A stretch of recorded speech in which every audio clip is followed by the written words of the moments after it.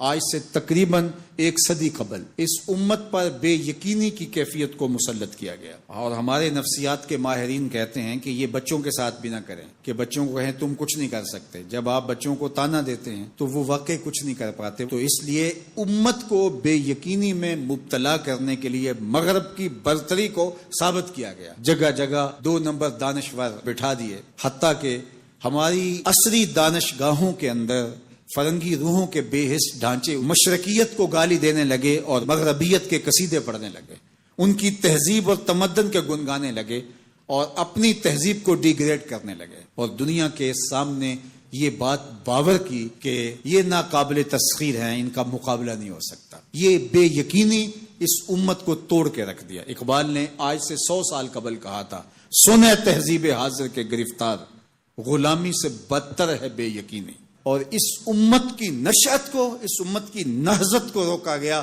کہ نہیں تم مقابلہ نہیں کر پاؤ گے، اور یہ ماضی کے اندر بھی ہوتا رہا۔ قوم موسیٰ نے کہا تھا ہم تو مقابلہ کر نہیں سکتے، موت سے بدتر زندگی تھی، اور یہ بالکل ہتھیار پھینک چکے تھے۔ پھر حضرت موسیٰ آئے اور ان کو کھڑا کیا، ہمت دلائی، دریائے نیل کے کنارے آئے تو پھر اڑ کے کھڑے ہو گئے۔ چونکہ 12 قبیلے تھے تو کہنے لگے کہ ہم ایک ہی راستے سے نہیں گزریں گے، دشمن پیچھے چڑھا ہوا ہے اور یہ قوم اڑ کے کھڑی ہو گئی ہے دریائے نیل کے کنارے کہ نہیں ہم ایک سوراخ سے نہیں گزریں گے، ہمارے قبیلے الگ الگ ہیں، لہٰذا ہمارے لیے الگ الگ راستے بناؤ۔ قومیں جب نکبت میں، رسوائی میں چلی جاتی ہیں تو یہی حال ہوتا ہے۔ وہ کسی نے کہا کہ ہم ایران کا ساتھ نہیں دے سکتے، وہ تو شیعہ ہیں، تو میں نے کہا کہ چلو آپ نیتن یاہو کا دے دو، وہ تو سنی ہے۔ اس حالت کے اندر نیل کے کنارے کھڑے ہیں اور اب بھی کہہ رہے ہیں کہ نہیں ہم ایک گلی سے نہیں گزر سکتے۔ 12 رستے بن گئے، 12 رستوں سے 12 قبیلے گزرے۔ ادھر وہ بالکل دوسرے کنارے کے قریب پہنچ گئے اور ادھر ان کا آخری آدمی دریا میں داخل ہو گیا۔ اب حکم ہوا دریا کو اب تو چلنا شروع ہو،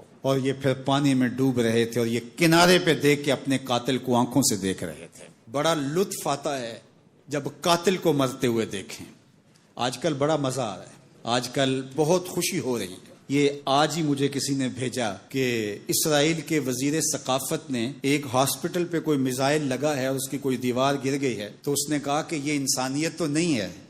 میں نے کہا جب تم نے بچوں کو بھی کھینچ کے نکالا تھا اور آکسیجن کی نالیاں بھی توڑی تھی اور بم برسائے تھے، ان کی رگوں کے اندر بھی سرخ خون دوڑتا تھا، وہ بھی انسان تھے، تم اتنی جلدی بھول گئے، تم نے 80,000 لوگوں کو پیس کے رکھ دیا اور آج تمہیں مزہ آیا۔ میاں ابتدائے عشق ہے، روتا ہے کیا، آگے آگے دیکھیے ہوتا ہے کیا، ابھی تو لطف آئے گا، ابھی تو تمہیں پتہ چلے گا کہ درد کیا ہوتا ہے۔ ابھی 1-2 ماہ قبل آئرن ڈوم کی کہانیاں یہ دانشور ہمیں سنا رہے تھے۔ وہ کہتے تھے وہاں چڑیا بھی اندر نہیں جا سکتی، لیکن پھر دنیا نے میزائل جاتے دیکھے، کیسا خوف زدہ کیا ہوا تھا۔ نہیں ناقابل تسخیر ہے، اس کا مقابلہ نہیں ہو سکتا۔ وہ آسمان سے اترے ہیں، کیوں ان کا مقابلہ نہیں ہو سکتا؟ خدا چاہے تو ممولے سے شہباز کو لڑا دے، وہ تو ابابیلوں سے ہاتھی مروا دیتا ہے۔ تو اللہ جل شانہ کمزور نہیں ہوا، اس کی خفیہ تدبیریں ابھی ختم نہیں ہوئیں اور کبھی ختم نہیں ہوں گی۔ تم ایک چال چل رہے ہو اور وہ تمہیں چال میں پھنسا رہا ہے۔ میرے اللہ نے اس امت کے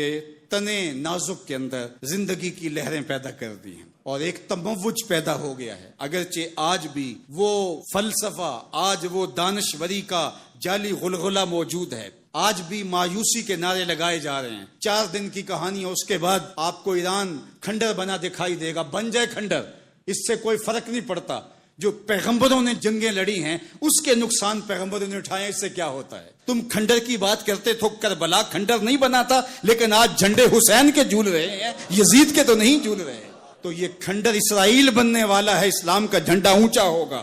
آل اسلام و یالو ولا یولا علیہ، اسلام سر بلند ہے، سر بلند رہے گا، اور شرق سے لے کر غرب تک جھنڈا میرے حضور کے نام کا لہراتا رہے گا۔